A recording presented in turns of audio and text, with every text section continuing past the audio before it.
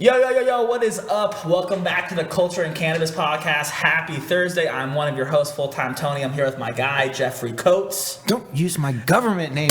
Yo, JC gets bad every time I use his government name, man.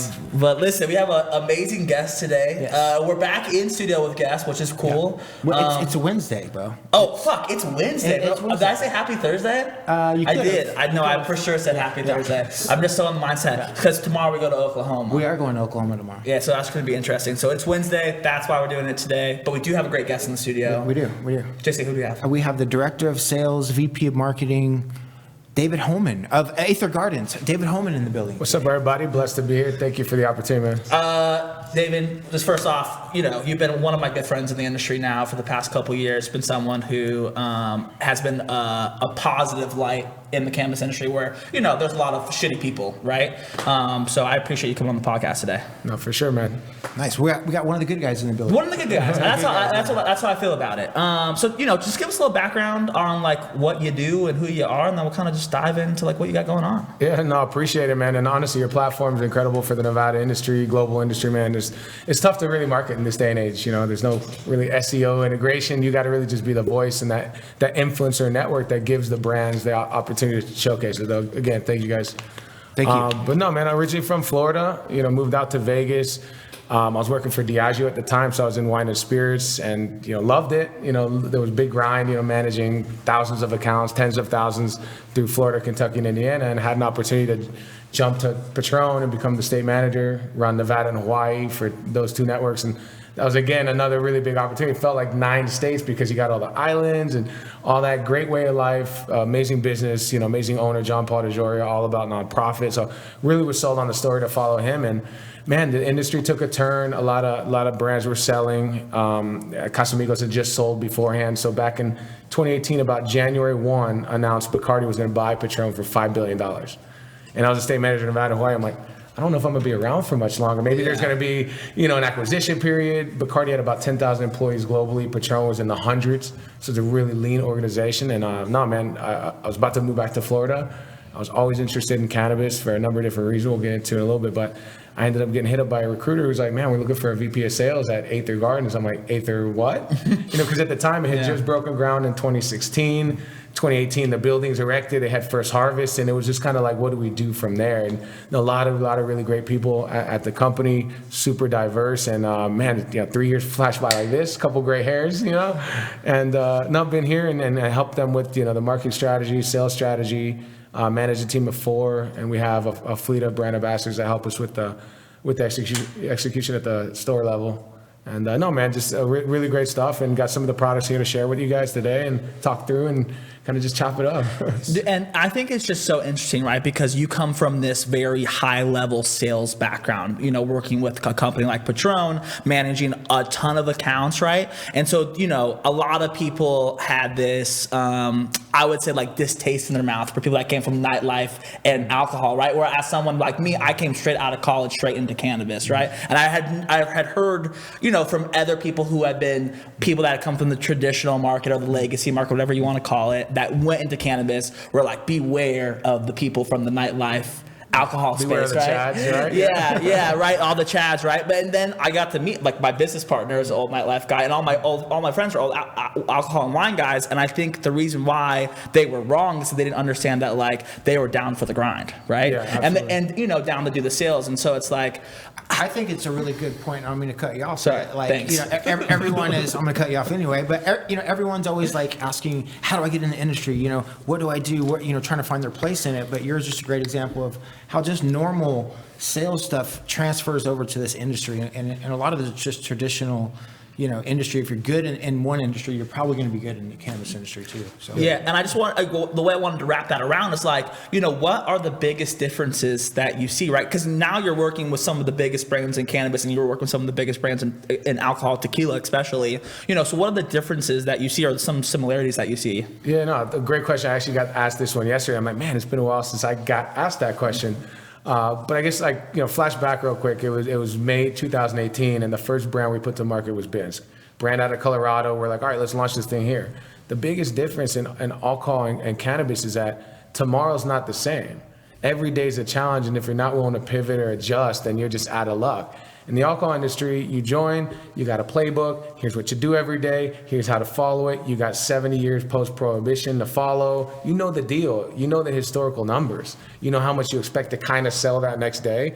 Here it's like, there's no data. It was all traditional market, black book. I'm not telling you who my buyer. So it's very closed loop. And like you said, biggest part was coming into an industry. Yes, it was a lateral move in terms of I was, state manager, sales manager there, and same kind of concept here. It's just now there's only 80 accounts. I had 10,000. The difference was scale, but the difference was you knew kind of what you're up against. Menu programming, discount products, bundle deals, quantity discounts. It was all, the roadmap was there. Here it's, I joined in and there was like written invoices. I'm like, wait, you're still like handwriting via pen? Yeah, okay. All right, we got to get platforms and some sales platforms going so you can manage your accounts properly, and then just creating systems and processes is what we're doing. Every day is building, one block at a time, and a hell of a lot of challenges. The similarities are everything is about the relationship, man. And it comes down to, again, how are you displayed at the store? How is the signage? How is the taste and quality assurance? Just so on and so forth. So it's all the same process, but you got to work that process. You can't be too high on your own supply. Yeah. And what that means is if you spend all day dabbing and smoking and 8 hours go by in a heartbeat and it's time to dab and smoke again, that's not getting it done. So going through periods of when you can be at your maximum kind of brain capacity, that's what I focus on. And J a day, kind of 5 o'clock, that moment to just relax and really soak it in. That's what I look forward to. 100%, man. And I was just gonna, I think it's so cool because I love talking with you because you talk about like high level sales ideas, right? Like you're talking about things that you're setting up over at Aether, I think are things that will like start being set up at every facility, right? Like projections, KPIs, stuff of that nature. And I think that is starting to move towards that way, away from the paper invoices. What do you think is like the biggest thing that you were able to bring from alcohol sales to cannabis sales as far as like strategy? Man, big question. I mean, strategy number one is the intelligence really in the numbers. So the amount of data that we pull out of our facility is pretty great. Everything from yields, crunching forecasts backwards to how much fresh frozen we might need for this one product line specifically. Right, so the concept is using data to our benefit. Really is kind of where I think strategically we're at. A lot of our competitors and people I meet aren't really doing that, because the sales are coming in, there's a demand, there's hyper growth. You can just ride that train, or you can set the process for that next phase 2 and 3. And that's what I think we're up against right now. Post-COVID, it's going to be, P-COVID era, right? Yeah. This is going to be really interesting because a lot of the original money got kind of reshuffled. A lot of the new money's smart money. You're getting Wall Street back involved, right? Because of the growth ability. So you're going to get a lot of people that are going to go, hey, what are you doing every day? It's not just like, no, I'll get it done. I'll talk to you on Wednesday as a sales team, right? It's all about, hey, what is your daily activity? Activity is results. Are you setting appointments for the future, right? Are you going and visiting every store, checking on your distribution, showing them love? Yeah. All that type of stuff. Goals. Yeah, no, and it's like, setting those goals, right? Because you're right. There's a lot of people who just kind of like float. And they're just like, I just bounce around to dispensaries and, I talk with people and sometimes I get sales, sometimes I don't, right? But at the end of the day, they're not built out enough. A lot of these facilities aren't built out enough to even like feel what it's like to have leftover product yet, right? Especially with flower. I mean, maybe it's probably different with concentrates and edibles, but I just think it's so interesting to see someone like you who's a lot more dynamic than the majority of salespeople when it comes to Nevada. Yeah, well, so here's a funny story, especially throughout COVID, right? It was probably the beginning, maybe February last year. I was like, man, this is going to be a kind of a different year. What am I going to do? I'm like, why don't I help educate myself in the process? So I signed up for the Lean Six Sigma program, project management, really about lean manufacturing, high efficiency, low waste. So looking at everything you do with a sense of ergonomics, how do I make this more efficient? How do I save the company money, and how do I increase revenue? So I'm like, look, we had some throughout the course of our history, had some manufacturing and kind of production scale issues. Every time you're ready to scale and then you get hit with a roadblock, okay, what do we do wrong? So this was kind of me helping create a little bit of synergy between sales needs, forecast, and what the back of the house might need. So I wanted to create that buffer. So in that program, there's only yellow belts, green, black, and then master black. And the people that kind of sign up for these programs end up becoming like Amazon, like COOs and like facility managers. I'm like, I don't know if I want to do that, but I want to have the ability to do that, right? Because as this thing scales, I look at our facility right now, we operate our kitchen 8 hours a day. Right. Well, what happens when I can operate 24 hours a day with 10 people, not 4 people? That scales. We're talking hundreds of thousands of chocolate bars, not whatever. So I want to prepare the business to be able to scale tomorrow if that demand's there. Yeah. Yeah, I was going to say too, because it's so important, right? Because right now you guys are almost done with your massive greenhouse. Yeah, it's, we call it full spec indoor now. Oh, full spec indoor. Full My spec bad. Indoor. My bad, bro. Here's why. If it was a I like it, if it was a greenhouse, we would have been done already. So it's actually the only one in North America outside of Aurora has one in Canada, and that one of our general contractors actually moved up there to finish that project.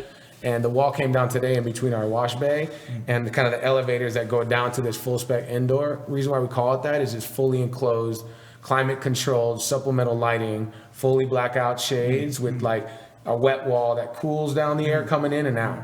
So it's fully enclosed because of law in Nevada. And it's like, wait a second, we're just getting sunlight access, but this is a fully enclosed box. Yeah. So it's full spec indoor is our name for it. Kind of. What's Solaris describe it? A hybrid high tech greenhouse. Yeah, hybrid high tech. Full spec. I like. Wait, what'd you call it? Full spec. Full spec indoor. Full spec indoor. I kind of like that. It's like high energy, natural light emitting greenhouse. So. How big is that facility? Man, it's 90,000 square feet ish. So canopy space. We'll be moving into a bay Monday. Hopefully, we'll get about 750 pounds out of that. Out of that one bay. Just that one bay. So we were scaled to have 5 within that facility right now, outdoor, operating on 3 indoor rooms right now with 90 lights in each of the rooms. So you're talking like 4,000 pounds ish a month. At our peak at the current base, and we have the ability to kind of expand out as well. Cool. So the footprint we sit on is about 10 acres. So between that, obviously, depending on how this market shifts, federal legalization, interstate commerce, we're positioned for the long run for sure. Yeah. And so I think that's interesting you brought up interstate commerce. I know I'm keep on asking the questions here, but I'm used to it. I wanted to talk about interstate commerce because you're kind of already participating in a brand sense, right? The idea that Binsk, a Colorado company, Church, California company, Steezy, California. Yes, right. All these brands, which even like Culture Cannabis, we sell in Nevada and Oklahoma. We can't bring product from Nevada to Oklahoma, but I think it's interesting because brands like Stizzy, for example, you're selling the hardware at the end of the day. Like the pods are the pods, but you're selling the hardware. So it's like, where do you see that going in the next 5-10 years? Man, great question too, man. Yeah, he's full of zingers today. He's got some zingers. Man, the interesting part about our portfolio is, like I said, we started with Binsk, and at the time they were just in Colorado. So Nevada was truly a proof of concept. Let's flash forward to now. They're in Florida, we're in California, and then they're also in Canada. Just got signed to a deal there, so that's going to go to all provinces. So now we're looking at, all right, so we're like, all right, this multi-state approach, though it might have not worked in the short term. So when we first got to market, it was the medical market, a little bit of the good old boys club, good old girls club, in the sense of we weren't involved. We were a little bit outsider. I was an outsider. Yeah. I knew 0 contacts in cannabis. 0. Yeah. Man, and then obviously we met early on, but from there we're like, let's identify brands that are first in class, have a good supply chain management process to procure materials, because that's all it's about. Knowing what you have, how many that'll make, and how many you need. So for us, CZ, Church, Ben's great partners, Betty's as well out of the Northeast. These guys are in 5 states in Puerto Rico. So we're using kind of all that approach, kind of combining forces as a company, and we even have opportunities in Arizona now, Massachusetts. So we're just really putting pieces together. We want to have proof of concept here and really get this one right before we just go putting flagpoles everywhere, which is what all the publicly traded companies did early on. Let me get as many licenses as possible. And they didn't realize, man, the shrinkage is in human capital. There's not enough extractors on the market that are willing to go from traditional market cash, I don't know what it is, to like 80 grand a year or whatever the number is. So you find that a lot in every position. A lot of alcohol guys like myself weren't willing to take the haircut. Take a nice haircut to come over here and learn the business and really grind it out and build the process. So, for us, partnering with Honey Labs too strategically at the local level. These guys have a device, and we also have a consumable for them. No, really fantastic stuff. Yeah. I was going to say, I'm happy that you brought up human capital, because it obviously must take a lot of people to make all these products, right? And as everyone in the industry knows, people, it's tough, right? Like the people process is like finding good people to make good products is tough. How many people do you guys have over at Aether? We got about 82 employees. Right And now. so, and that's a lot of people. And so, like if you were to like divide that up, like what needs the most amount of people to get the job done? Man, great question. This guy, no, killing it. Man, we find that, it all starts with the plan. So the most important position in the entire company is, defoliators, all our cultivation specialists, our cultivation manager, direct pest control, because this is where it all starts. We wouldn't be here if it wasn't for it, right? So, taking off the fan leaves at the right time during growth to kind of, get some more topping going on, right? So I think that's the most important piece. But then again, when you look at the packaging, you're like, wait a second, we need to put, 30,000 of these units out. And this is a lot of labeling, a lot of manual labor. So I'm like, okay, that's really important. And you're like, hold on, the facility has to be CCB compliant. It need to be really clean. I'm like, okay, hold on, the facilities team's the most important. So really, it's just how it all comes together, man. There's not one, I'm no more important than anybody else. I kind of get the ball at the 10-yard line, and I just kind of get it through. But and a lot of strategy going in and process. But for us, it's really just how it all ensemble kind of comes together. Yeah, I think that's a big thing for me and JC is that me and JC have been doing marketing and sales for a long time, but never been on the supply chain side, like hardcore as we are now with our own company. And I think that was like instantly like that was like, oh shit, like we have to learn how supply chain works in cannabis, right? Because supply chains in other companies, it's not hard at all. Alcohol is a perfect example, right? Because if someone orders 10,000 bottles of Patron and only 9,800 show up, no big deal. But if that happens in cannabis, then that order has to be set back. Why the fuck did those 200 missing go? The CCB is going to issue you a fine. You got to make sure the labels are correct. You know what I'm saying? So it's interesting, the supply chain, and people don't realize how difficult that part is, right? And one typo is a $500 mess up. Yeah, one typo. Like if you have one number off on a compliance label that, let's say, just has 400 characters. Yeah. One off is a relabel of all units. And then, so like you said, supply chain management, the difference in alcohol, specifically tequila, because I was in that tequila category about 9 years. I sold other products, rum and vodka, but really focused on tequila. Agave grows for 8 to 12 years. So it's all about futures contracts. Yeah. So right now in this business, you'll hear me talk a lot throughout the next couple of years, all about futures. Yeah. We know how much we forecast now. We got 3 years of data. So I can go, look, I need 100 keys of distillate for the next 6 months. I know now, or I know what the number is. Before, nobody knew the number. So for us, and then 8 to 12 year agave, corks grew on trees in Portugal, so that takes 2 years to cycle through. You're like, okay, you need a forecast how many corks you need. Yeah. We had shortages, don't get me wrong, but the thing is, you over forecast and you'll eat through it. Here, it's like you over forecast, you might have no business. Yeah. Because market, it's all evolving with vertical business, trading, shelves. Right, and all that type of strategy that we're hitting in the market. But I think at the end of the day, the educated consumer is going to win. Everybody's been at home on COVID on Instagram, reading on the websites, let me learn about products. They're now willing to pay a premium for brands they love and trust. Yeah.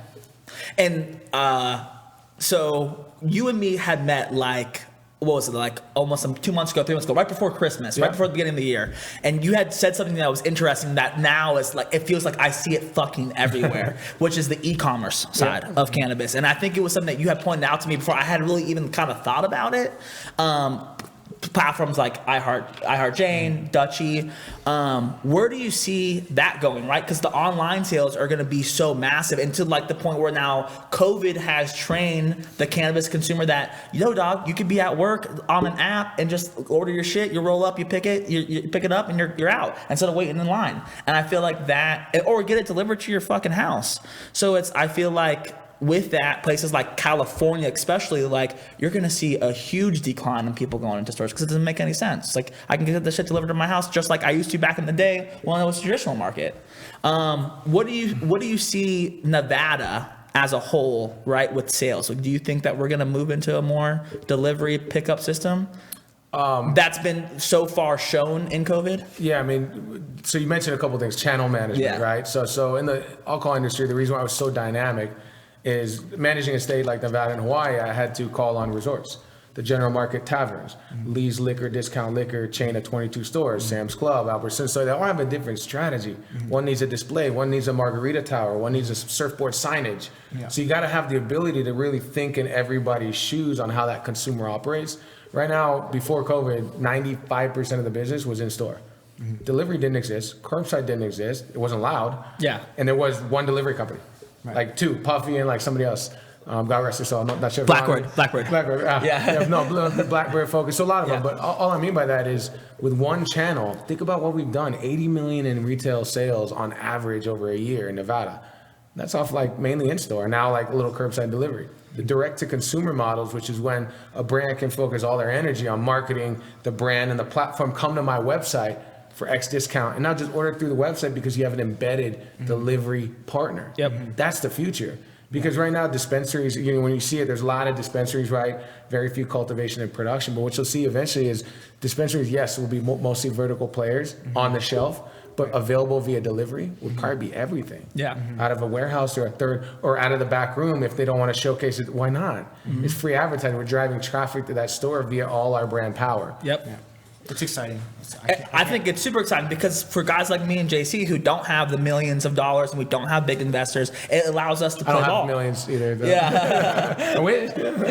But I just mean in the sense that as smaller brands we can compete, right? Because then we can go, okay, let's find a niche and let's go after that niche and let's build that community. Whereas right now it just feels like, if you got flour testing over 20%, it's going to sell for $2,500 a pound, right? And so I just think it's so interesting now because it's going to be about like who has the best brand, why are you coming to the website besides just buying weed, right? Like what's keeping you there? What's your conversion rate? Like what's your price, like your acquisition price for a customer, right? Because that's just going to start mattering where it didn't really matter as much before. And I think places like your spot is going to, data-driven spots are what's going to win at the end of the day. And that's what we believe too. And that's why we care so much about our data.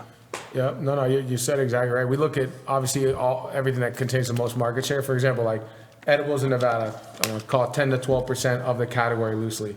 Of that, it's like 50 to 60% gummies.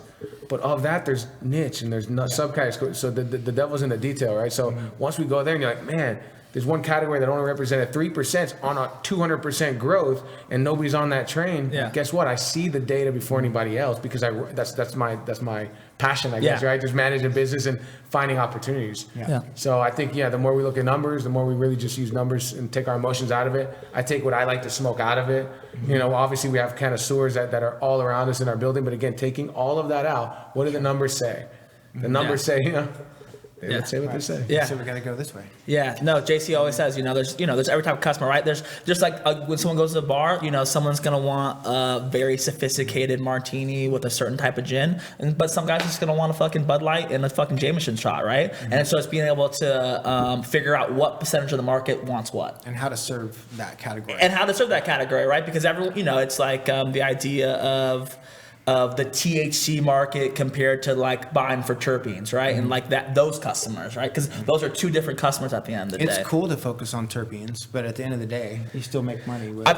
People come in, they want to know what the highest THC, right? For sure. And I mean, I look at subcategories like, in the vape space, just, use an example, man. There's ethanol distillate, there's CO2 distillate, there's ice water hash rosin only, there's sauce only, there's room for everybody in that sense. Yeah. But as a menu manager, curator at a store, sometimes they're using, hey, I have $40,000 to spend. Yeah. I'm going to buy as many vapes as I can for $40,000, even if it's one or two brands. Yeah. So that what does a consumer do? They walk in, they're like, man, I have no choice. I'm being told what to buy. Yeah. And then the stores don't recognize that they're losing customers over time emotionally from not having, selections. Options. Yeah. And that's why online's going to crush.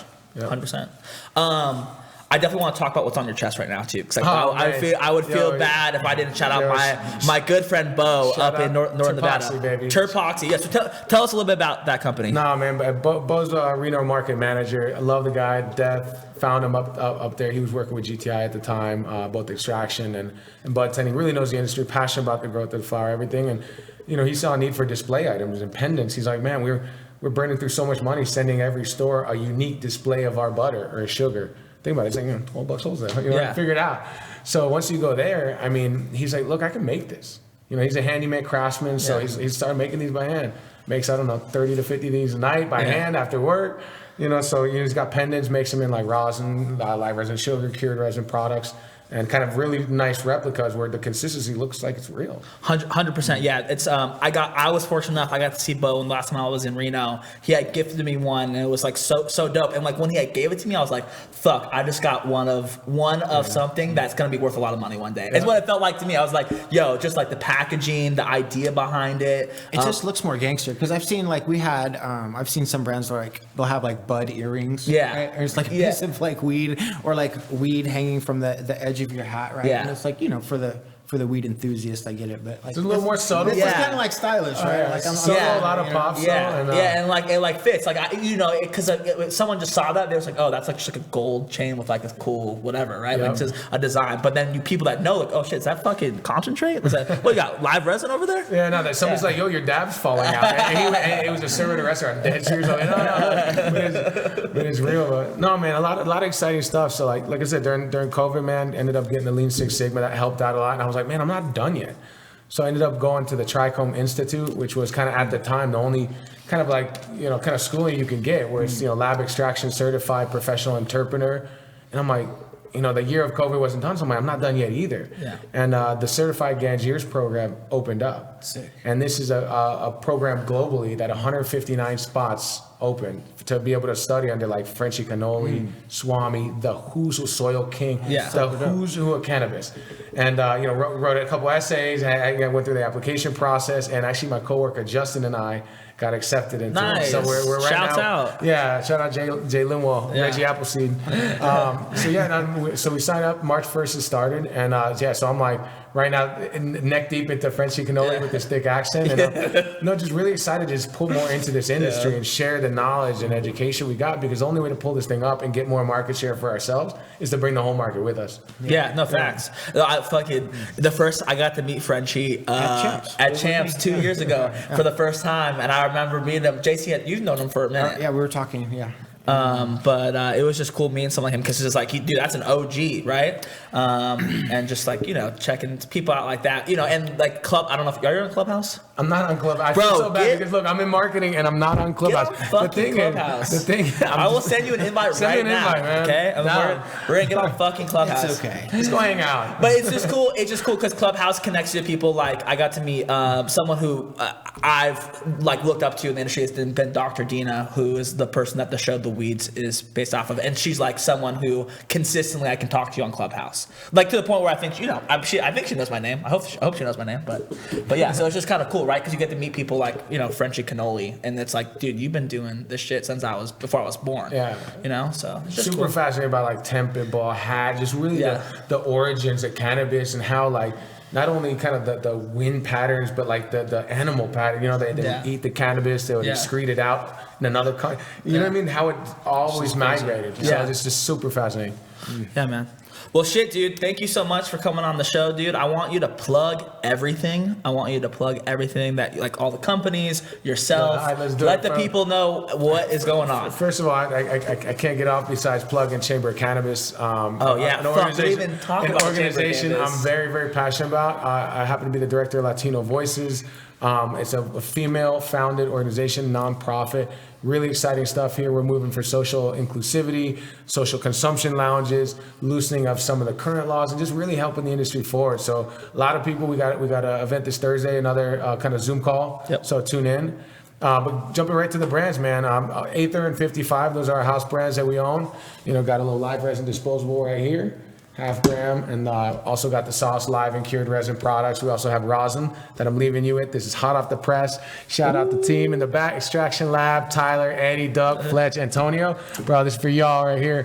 This is the Peach Ghost Cookies, fire. We got the Stizzy lineup, California, Washington, Michigan, Nevada brand, about to be Massachusetts and Arizona. Church is the Cali brand, 1 grams, 0.5 gram disposables too. These guys are in Cali, Nevada, Michigan, Mass, and about to be Arizona. And then Vince lineup, shout out Alex, Jake.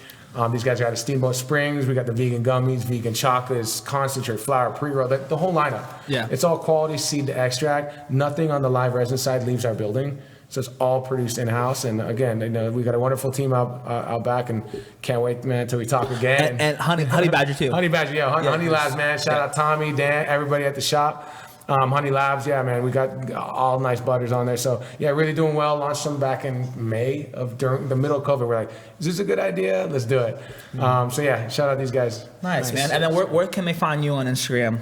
You can find me under D_Homan, Homan, and then Aether Gardens. Generally, just look up any of the brands. You should find it right away on Instagram. Nice, dude. Yeah, and I forgot to shout out to the Chamber of Cannabis. The Culture and Cannabis team is the gold member with Chamber of Cannabis. We just got done shooting a hype video for you guys. Oh yeah, we're gonna drop it soon. I hope I was in there. I know. Yeah, hopefully. Yeah, Tina, let's get it going. I don't know what. Come on, Tina. The video's done. We've sent it to you. Let's get it rocking and rolling, Tina. But listen, thank you so much for coming on the show, brother. I really appreciate it.